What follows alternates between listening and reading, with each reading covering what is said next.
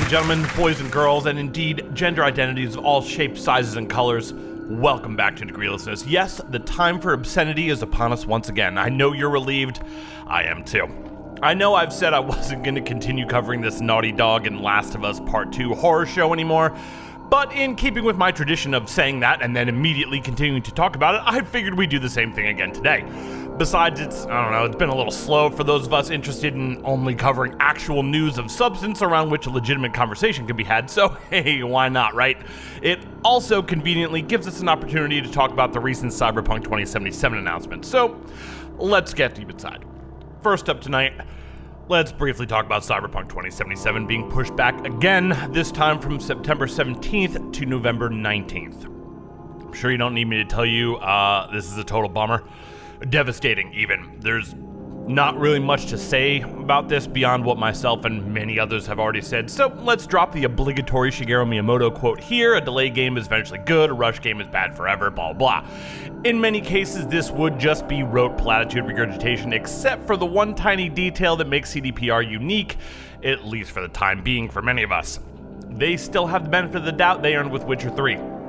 I mean, maybe it's stupid, but I still believe these guys when they say they just want to make sure it's as awesome as possible.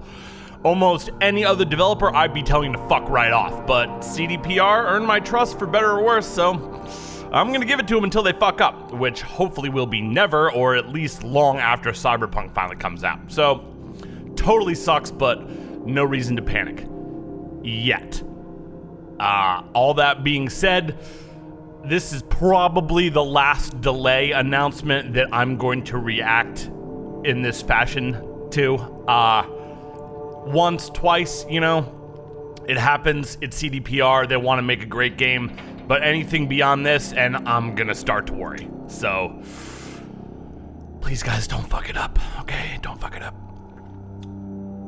Moving on, for our main story tonight, as promised, we've once again been forced to talk about The Last of Us Part 2 and Naughty Dog, much to my dismay and admittedly partial amusement.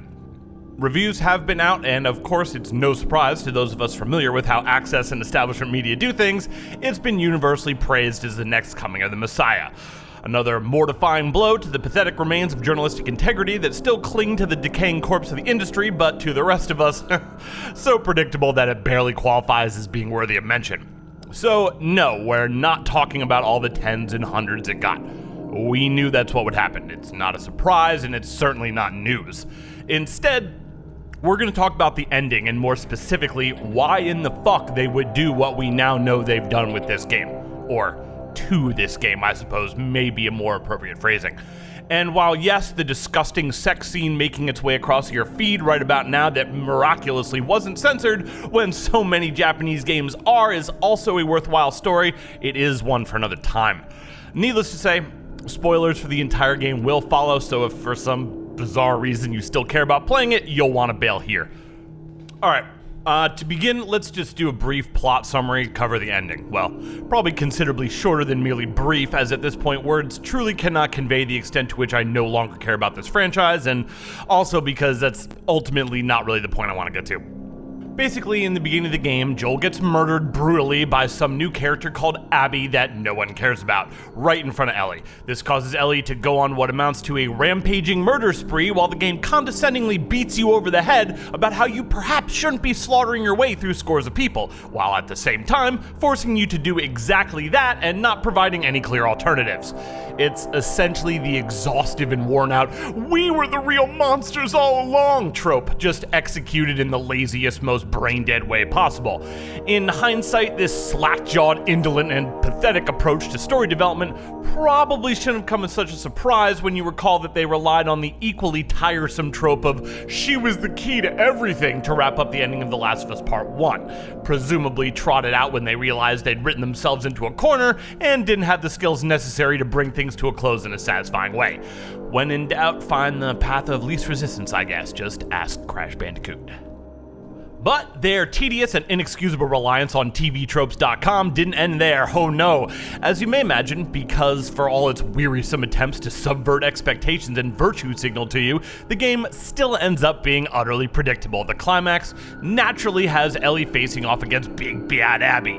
A character that, despite your being forced to play as her throughout half the game, was written so poorly that you've likely failed to generate any sense of attachment to her, and still arrives at the end with practically no endearing story arc whatsoever. There you are, ready to finally, at long last, bring righteous judgment down upon the one who perpetrated such grievous crimes and injustices against you and murdered the only father you ever knew. Now, what do you guys think will happen after you win the final battle? Does the game that spent the last 30 hours mercilessly berating you and preaching to you about the sanctity of human life eye roll come down from its heavenly perch to administer one final, torturous and cringeworthy message?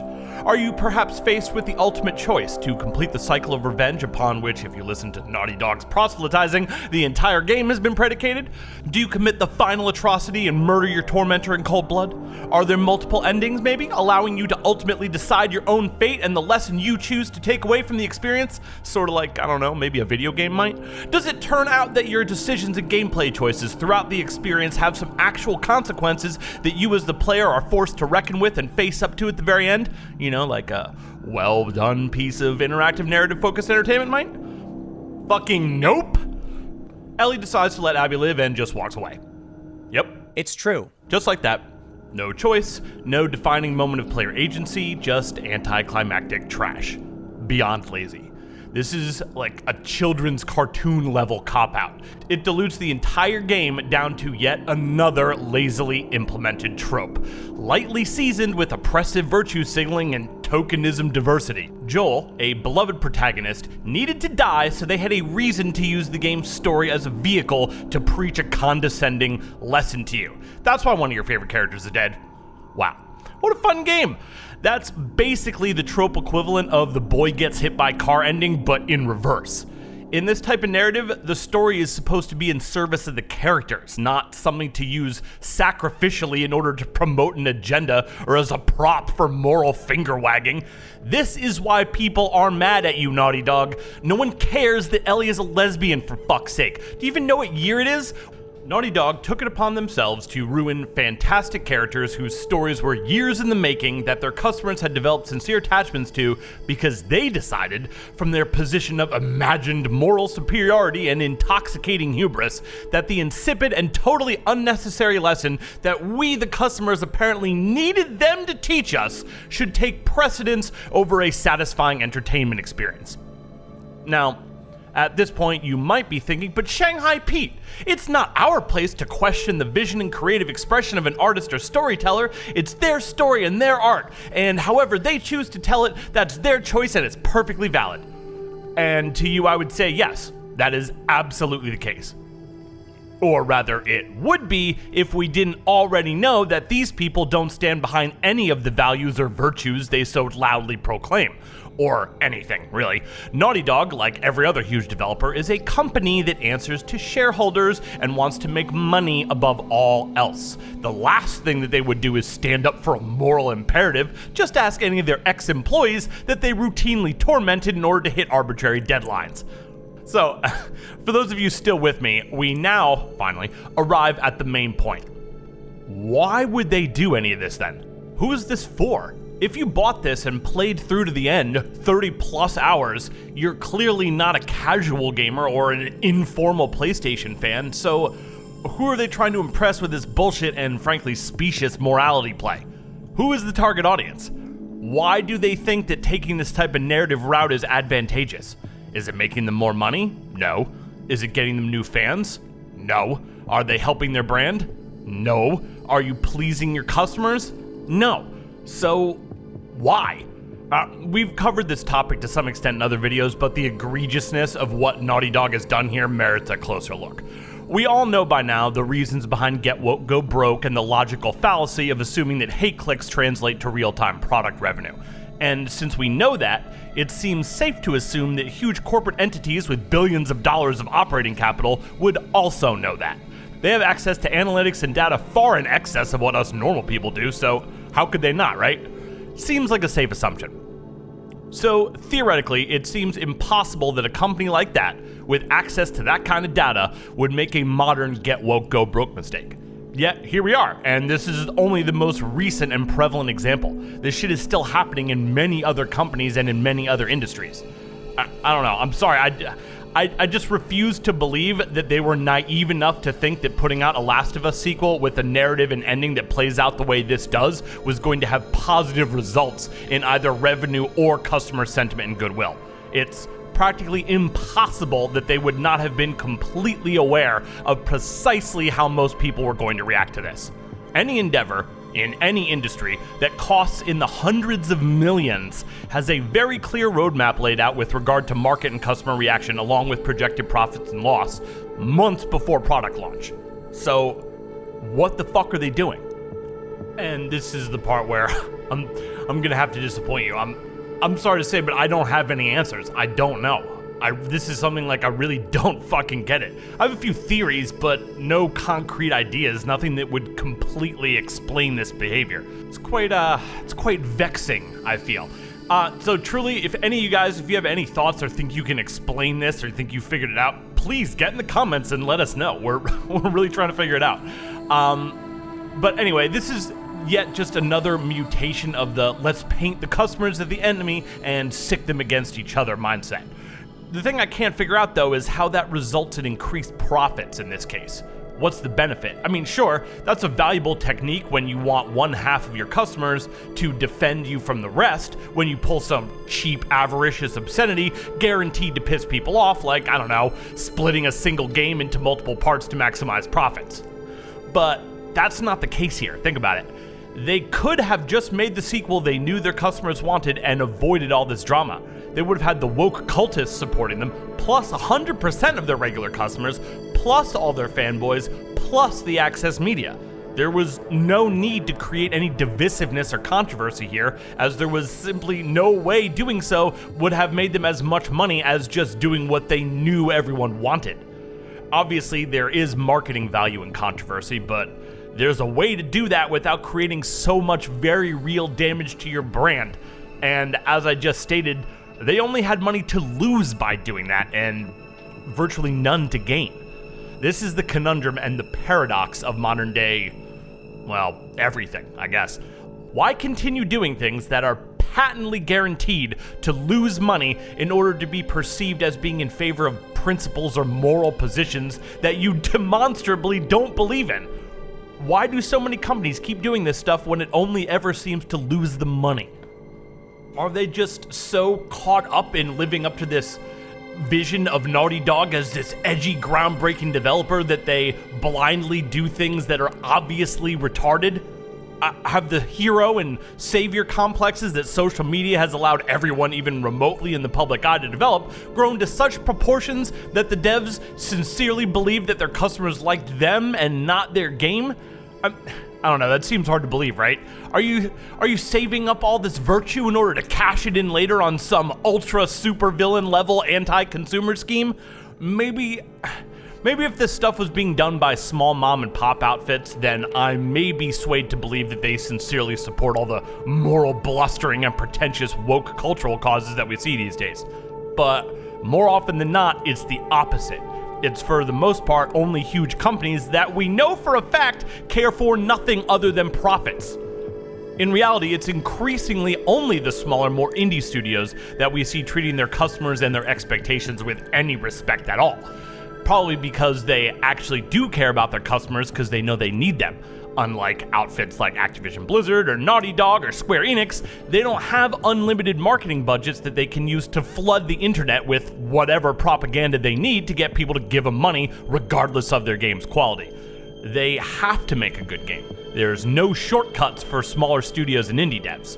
So we ask again, why do this? As a corporate entity, we know for a fact your only concern is for profit and revenue. We also know for a fact that doing this kind of stuff 90% of the time results in losing profit and revenue, not making more of it, so what the fuck? And yes, I know that no matter what happens, this game will be, and I mean already has, been branded as a huge hit. There's no changing that. The game was going to be reported that way from the moment it was announced. They'll also likely report groundbreaking sales and engage in customary self-fellatio. We've already seen the access media on their knees with eager mouths agape after all. But that always happens with any big release that has huge expectations surrounding it. It's not allowed to fail. That's what the access media is there for, damage control, to spin shit and reinforce the industry narrative of good game we told you would be good, sells lots of copies and is good. What we don't see, though, is evidence that any of those numbers are higher than they would have been otherwise, or anything reporting projected versus actual. I'd be willing to bet we'll also see more than a few pieces of evidence that will be carefully buried, indicating sales could very well have been much higher. I mean, we'll definitely be told that it was super successful and did really well, and of course, everything the developer did was justified because they're stunning and brave, just like is always the case. But we do never and will never see anything corroborating that it was because of all the agenda pushing. And you know damn well that if that data did exist, the access media would not waste any time shoving it down our throats or reminding us of it every chance they got.